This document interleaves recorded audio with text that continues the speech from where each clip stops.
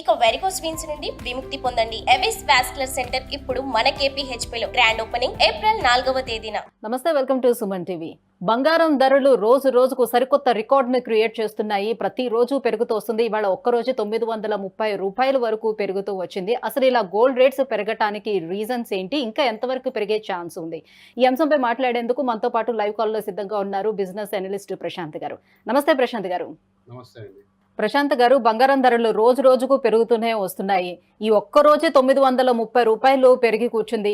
So last year ఏప్రిల్లో మనం చూసుకున్నట్లయితే 62,400 ఉంటే ఈ ఇయర్ ఏప్రిల్కి వచ్చేసరికల్లా 9,000 రూపాయల వరకు దాదాపుగా పెరిగి 71,000కి వచ్చేసింది. ఎందుకు ఇంత వేరియేషన్ ఉంది సార్? ఎందుకు రోజు రోజుకు పెరుగుతూ వెళ్తుంది? ఏంటి రీజన్స్?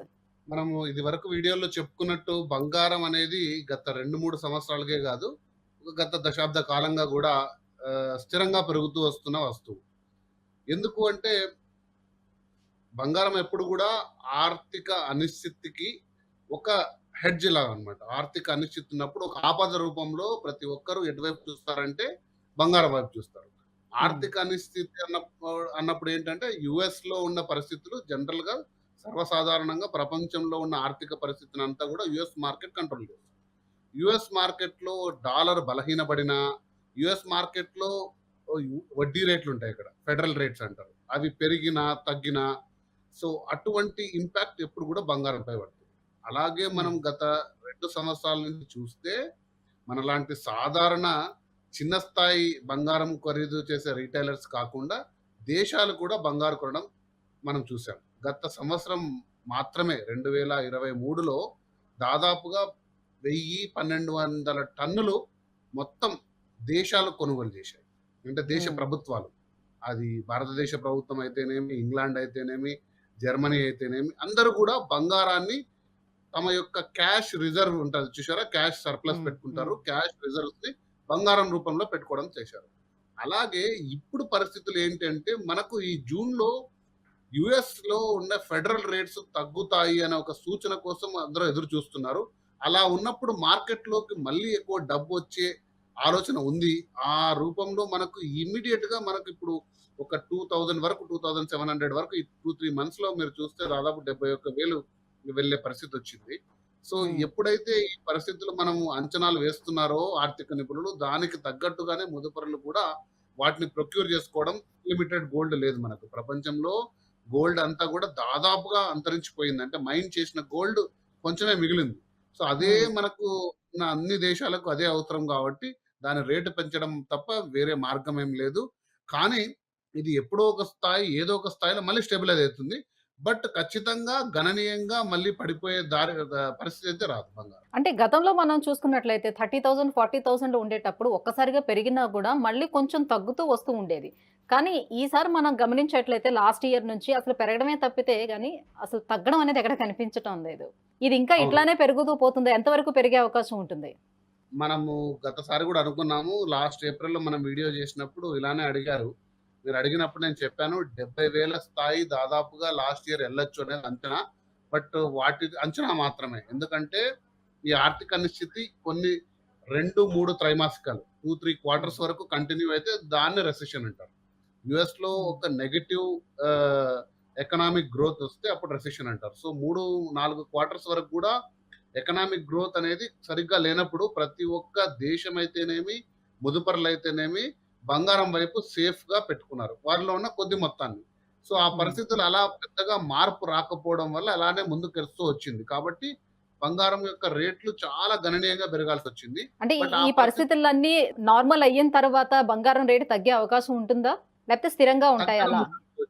అంటే బంగారం రేటు తగ్గడం అంటూ ఉండదు. కరెక్ట్ అయితది. అంటే ఒక స్టేజ్‌లో స్టాగ్నెంట్ అయితది. అంటే చాలా రోజులు అదే స్టేజ్‌లో ఒక రూ. 1000 అటు ఇటులో గాని పడడం అంటూ ఉండదండి. ఎందుకంటే అంత స్థాయిలో పెరిగిన బంగారాన్ని మరీ అంత కిందికి తరిగే అవకాశం అయితే లేదు. ఎందుకంటే బంగారం ఎప్పుడు లాంగ్ టర్మ్ ఇన్వెస్ట్‌మెంట్ కిందకి పెట్టుకుంటారు. ఈరోజు కొని రేపు అమ్మే సాధనంగా బంగారాన్ని ఎప్పుడు పెట్టుకోరు. అలా ఉన్నవాళ్ళు స్టాక్ మార్కెట్‌లో గాని, ఇంకో రూపంలో పెట్టుకుంటారు. బంగారం గాని, భూమి గాని కొంచెం లాంగ్ టర్మ్ ఇన్వెస్ట్‌మెంట్ కింద పెట్టుకుంటారు.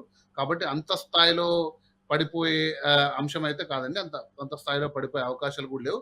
బట్ ఒక స్టేజ్‌లో ఈ స్టీప్ గ్రోత్ ఉంది చూసారా? అది ఖచ్చితంగా ఆగిపోయి ఒక అంటే కాన్స్టాంట్ అమ్మకాలు కరెక్షన్. తగ్గినప్పుడు రేటు తగ్గే అవకాశం ఉండదా అండి?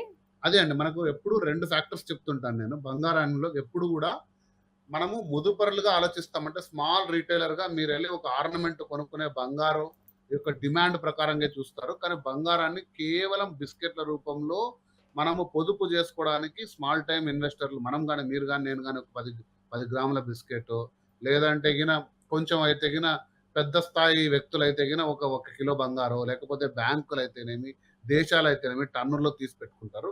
ఈ బంగారానికి ఎక్కువ డిమాండ్ ఉంటుంది. ఈ బంగారమే ఎక్కువ శాతం గూడా. అలాగే ఎప్పుడైతే ఈ దసరా సీజన్ గాని, దీపావళి సీజన్‌లో బంగారుకొచ్చే డిమాండ్ వల్ల కరెక్షన్స్ చాలా తక్కువుంటాయండి.